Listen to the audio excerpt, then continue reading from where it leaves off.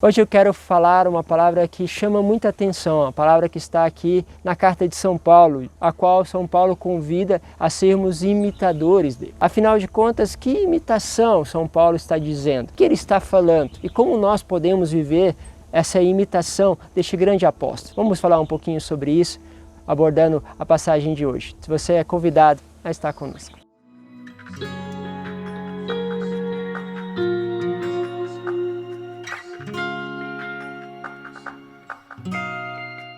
Em nome do Pai, do Filho e do Espírito Santo. Amém. Meu caro, quero convidar você a pegar justamente a primeira leitura lá em Filipenses, começa no capítulo 3, no versículo 17, mas vai até o capítulo 4, no versículo 1. E a gente quer trabalhar bem esta palavra, porque ela pode nos dizer muita coisa. São Paulo vai dizer assim: sede meus imitadores, irmãos, observai os que vivem de acordo com o exemplo que vos damos. Sede meus imitadores. São Paulo é o grande apóstolo, aquele que sai para anunciar em grandes locais, em grandes distâncias, grandes missões. Um homem que levou com eloquência a palavra de Deus, realizando não só a sua palavra, mas os sinais que advêm da pregação. São Paulo é aquele que fundou comunidades, escreveu e dele recebemos realmente um dom, uma graça de várias cartas, da qual agora nós meditamos, que vão mostrando o seu relacionamento com as comunidades, o seu acompanhamento, o seu amor. Será que São Paulo, quando ele diz sobre isso, ele está falando assim, olha, imitem como eu me relaciono com as comunidades, como é a pregação, como devemos expressar o amor. Será que São Paulo está dizendo sobre isso? Se ele estivesse dizendo sobre isso, seria muito bom, porque ele tem um belo exemplo. Mas alguém poderia dizer, não, mas a minha realidade é diferente. Todos os lugares aonde eu posso ir já conhecem a palavra de Deus. Ou minha realidade é diferente, porque eu não sou fundador de comunidade, eu não tenho nenhuma comunidade para dirigir, tenho aqui a minha família. Cada um de nós podemos nos esquivar ou dizer que é muito diferente. Mas será que também aquelas pessoas não poderiam dizer a mesma coisa? Ou talvez seja outra coisa que São Paulo queria nos dizer. Já vos disse muitas vezes e agora repito. Eu já disse muitas vezes e agora repito. É algo então que São Paulo está realmente querendo configurar nas comunidades. Algo que para ele é muito importante. E ele diz assim, chorando, eu repito, chorando.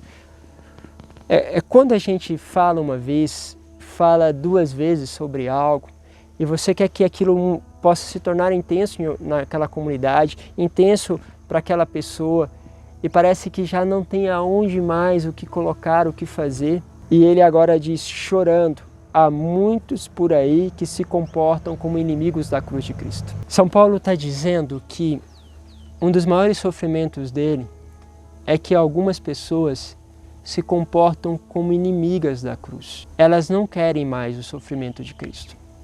Para elas não interessa esse sofrimento. Para elas não há importância nesse sofrimento. Imagine você o quanto Cristo sofre ainda hoje. E aí temos uma coisa interessante.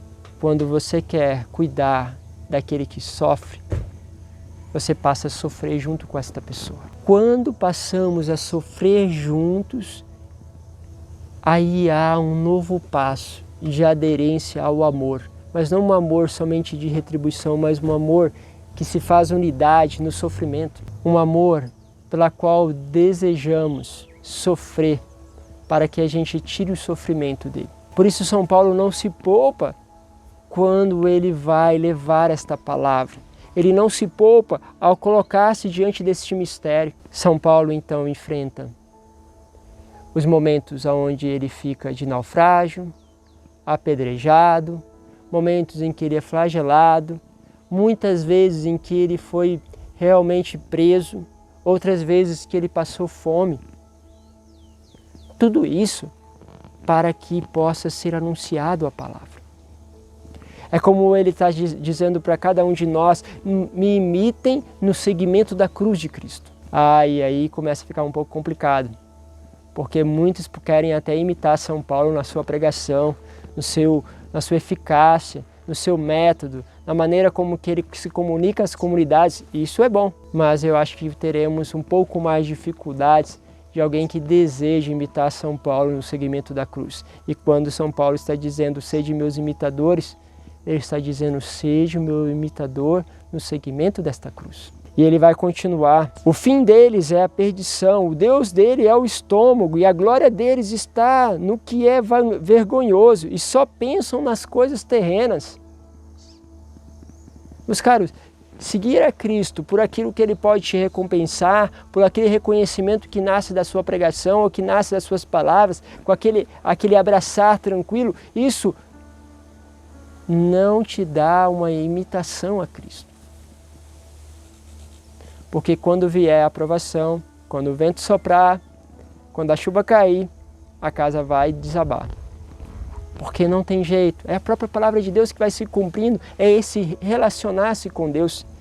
E ele vai dizendo assim em seguida, nós, porém, somos cidadãos do céu. Olha que expressão forte, você é cidadão do céu. E por ser cidadão do céu, olha para lá, olha para essa direção. A consequência é que olhando para ele, as coisas começam a ter uma força maior, um zelo maior e uma renúncia maior. E ele vai ainda dizer assim, de lá aguardamos o nosso Salvador, o Senhor Jesus Cristo. Ele transformará o nosso corpo humilhado e o tornará semelhante ao seu glorioso, com o poder que tem de sujeitar a si todas as coisas. Ele transformará toda a nossa humilhação, toda a humilhação que nós sofremos neste corpo, na nossa mente, justamente por causa da cruz de Cristo, na glória, na graça. Isso precisa olhar bem para o céu.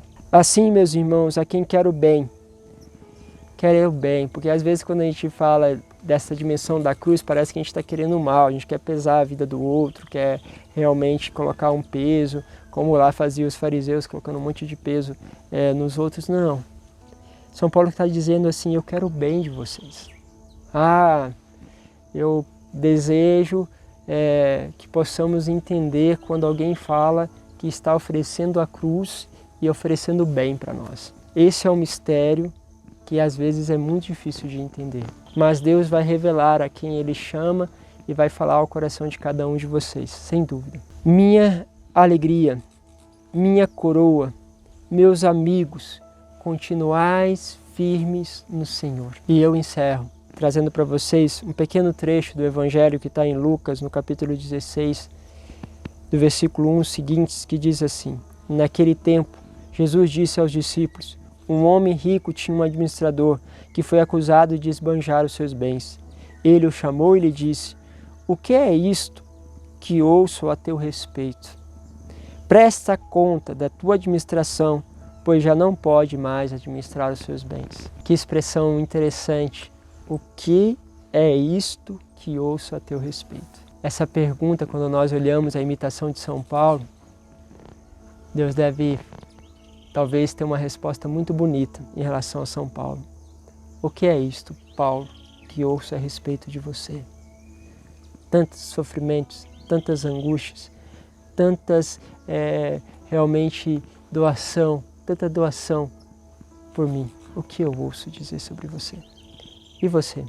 O que Deus ouve sobre você lá no céu? Deus vos abençoe, Pai, Filho e Espírito Santo. Amém.